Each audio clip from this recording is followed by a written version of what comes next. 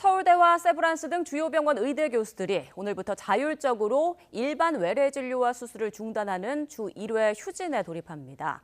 그러나 정부는 큰 혼란이 벌어질 상황은 아니라고 보고 추가 대책은 내놓지 않았습니다. 취재기자 연결해서 조금 더 자세한 내용 알아보겠습니다. 윤성훈 기자.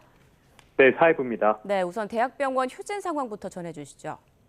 네, 이른바 빅5 병원의 주 1회 휴진이 오늘부터 시작됩니다. 우선 서울대병원 교수들은 개별적으로 첫 집단 휴진에 들어가면서 현재 의료대랑 상황을 짚고 의료개혁 정책을 비판하는 긴급 심포지엄을 진행하고 있습니다.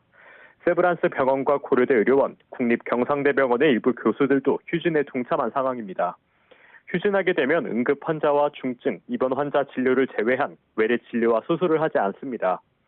다음 달 3일부터는 서울 아산병원과 서울 성모병원이 매주 금요일마다 외래 진료와 수술을 중단합니다. 다만 휴진이 교수 개인 자율에 맡겨져 각 병원이나 진료 과목마다 휴진 상황은 다릅니다.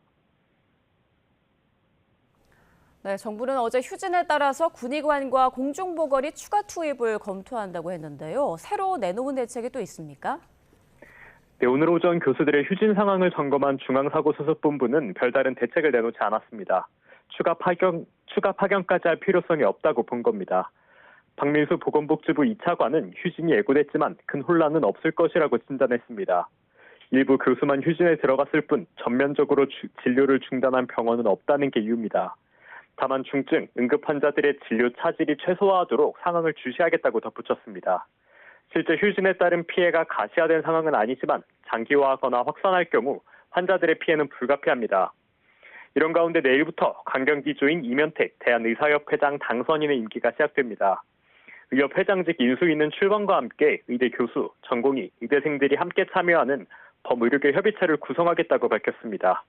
의료계 원팀으로 한 목소리를 내며 정부와 1대1 대화를 추진하고 협상력을 키우겠다는 전략으로 풀이됩니다.